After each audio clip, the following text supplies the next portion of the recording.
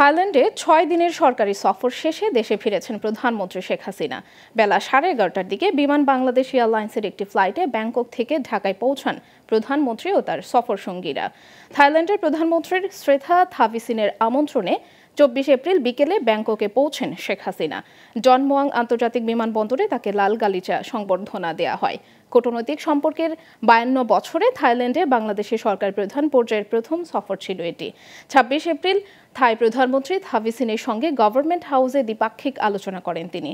সেখানে বাংলাদেশ থাইল্যান্ডের দুই নেতার উপস্থিতিতে দুই দেশের মধ্যে ভিসা অব্যাহতি, জ্বালানি, পর্যটন ও শুল্ক সংক্রান্ত বিষয়ে সহযোগিতা এবং মুক্ত বাণিজ্য চুক্তির বিষয়ে ৫টি দ্বিপাক্ষিক নথি সই হয়।